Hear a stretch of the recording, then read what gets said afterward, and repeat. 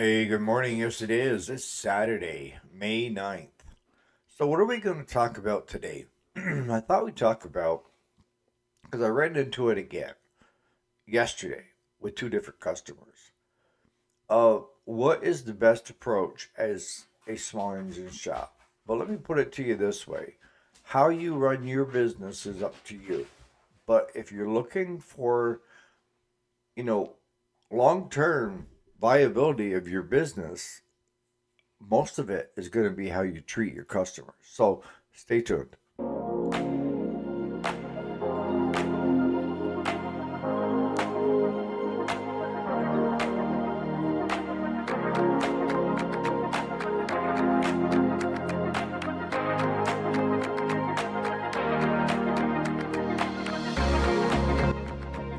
Alrighty, welcome back to the channel. My name is Eric. If you didn't already know it, and yes, this is the weekend. We can go off the rails or we can stay with the regular repair content. Today, I'm going to stick with the regular repair content. And what am I going to talk about that I haven't talked about already? I've been doing short videos of doing the 4 point system and how to become a great mechanic versus just a mediocre one. And some people never aspire to be anything better than what they are. And that's okay. But if you can do it cheaper, faster, and have more customers,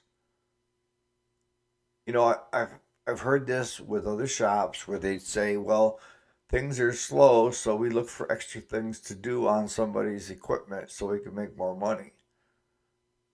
Really, the way I look at it, if it's not broke, don't fix it.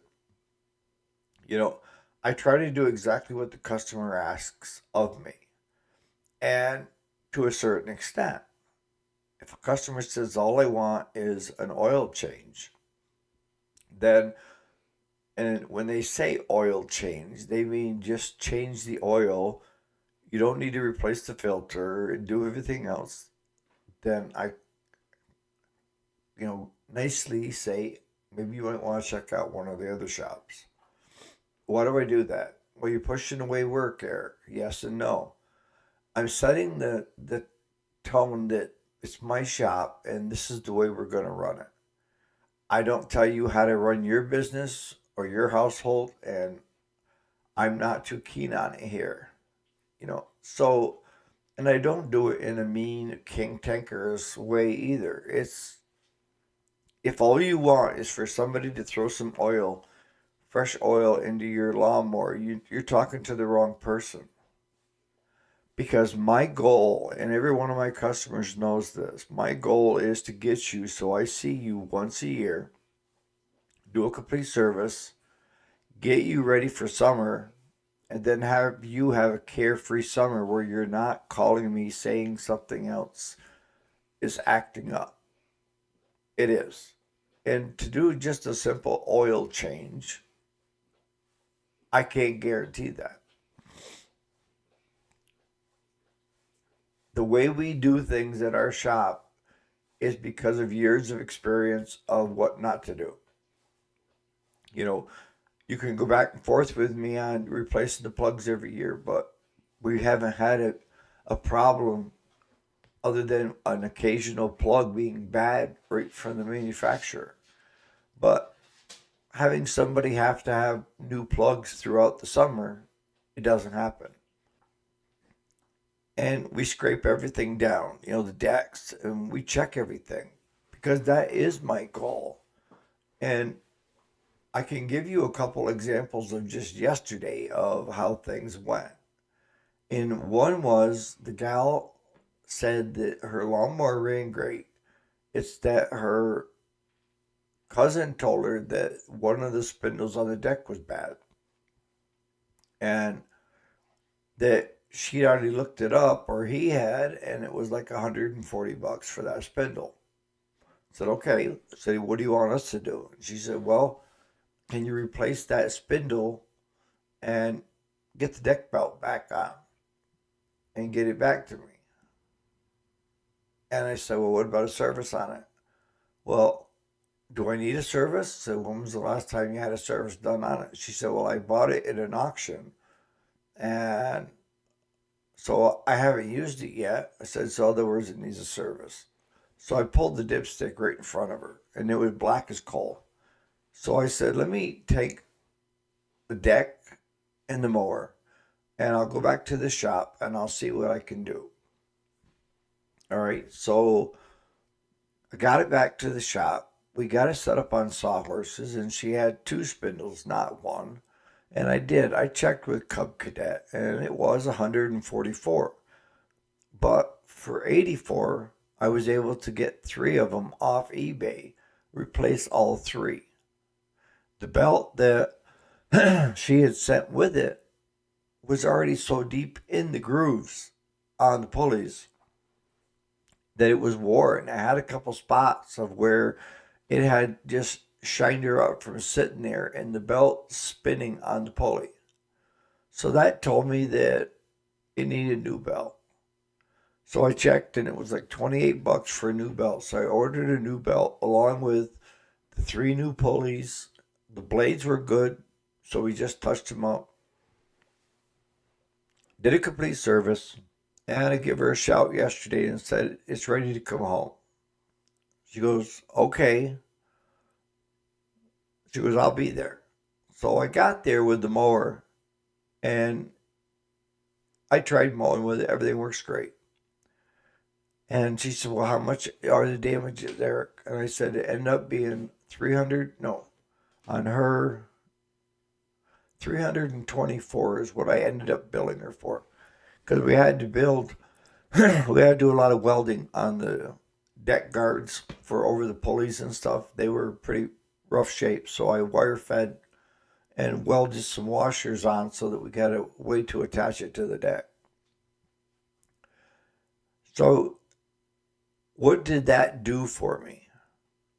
She's like, I told her, I said, are you satisfied with the work? And she said, more than satisfied. I thought it'd be a lot more. And I said, well, here's my take. I can go up if it makes you feel better, but we're not going down. So she just laughed. And that's a typical something that I would say, you know.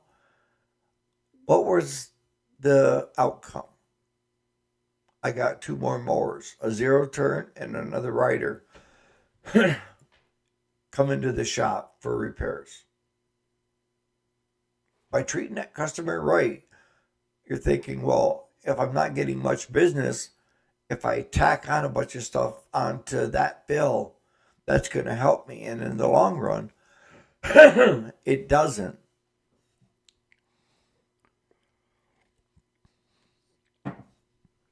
By doing just what I did, I gained two more machines in the shop to do work on. All right, let's go to the next customer. We're working on stuff. It's getting close to the end of the day. And this young kid shows up named Daniel. He just freshly out of the military. And he bought this Ferris off his aunt. I guess his uncle had passed away. It was in pieces in the garage. And it needed some work. Something about he couldn't keep the battery charged. So he told me that he sent it to a repair shop. Okay. And they told him to fix the charging system.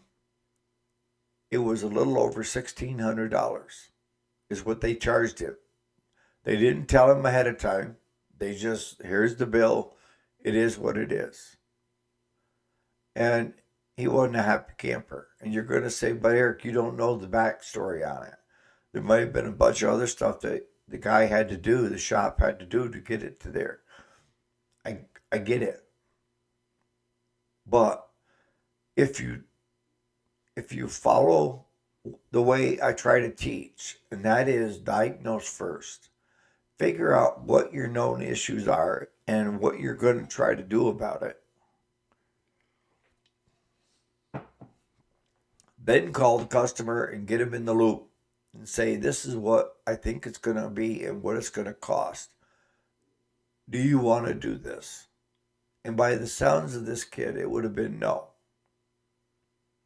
If they presented him with that kind of a bill, they probably wouldn't have gotten the repair work. So, of course, when he showed up yesterday, he was worried about another high bill because he got it. It took 6 weeks to get it back. And by the time he got it back, the lawn mowing season was over. So he just stored it, got it out, went 10 foot, and there it sat. He couldn't get it to start or do anything. So I told him, here's what we're going to do. We're going to come up right now. We're going to pick it up and we're going to get it in the shop. I'm going to do a complete diagnostic on it. I will get a hold of you and we will talk about the options you have. But when we got there, we were able to give it a couple shots of carb cleaner, and it started up and it stayed running to getting it on the trailer. We got it back to the shop and it didn't want to start again without the carb cleaner. So Claude's thinking it's not going to be an expensive fix. Not so fast. With low compression, you can get it running, starting it with a carb cleaner. And it will stay running as long as it's warm. But the minute you shut it off and it cools off, if it's got low compression, it's not going to want to try to fire up. And that low compression could simply be that his valves are out of adjustment. But the question to me is, then why didn't the other shop do the valves as part of that $1,600 plus bill? Because they didn't do a service on it. They just addressed the charging system.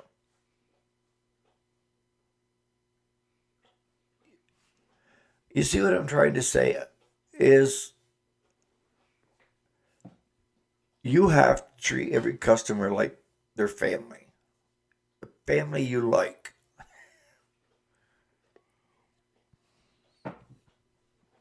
How would you hope to be treated if you were in the same situation? You know, it's just the same way with me if I have car troubles, all right? I take it to a mechanic that I trust, and he will tell me what the skivvy is on it. If it's not a big deal, he just goes ahead. He knows me. Just go ahead and get it done. If it's a big deal, we talk. And what options we have available. And that might be getting a good used part versus a new part. Done that before. Give your customer options. And then try to push them in the right direction.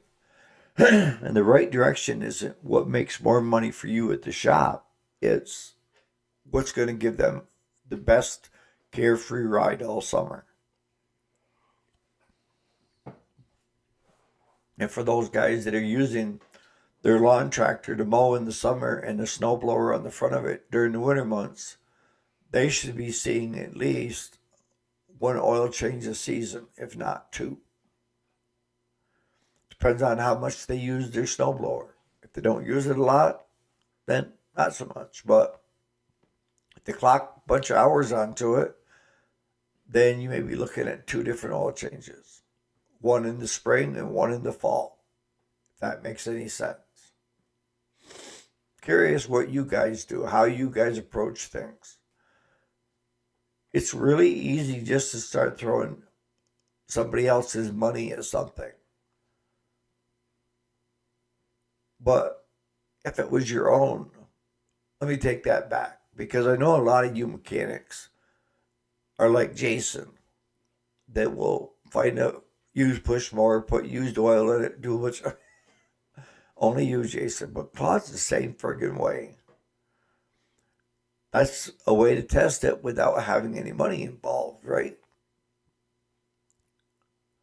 But you want to have it so that the customer, more times than not, is saying to other people that they're talking to how well Eric's shop treated them. versus I almost fell over when they gave me the $600 plus bill. And all it needed was the battery wouldn't stay charged. And you can look up what it costs for a stator and even a regulator. And you're wondering, how long did it take them to do it? I mean, I'm not a great mechanic by any means, but to get down to the flywheel and pop the flywheel, replace the stator, plug it in, even if you replace the regulator, you're talking an hour's labor. It's $100 for most shops. Plus parts.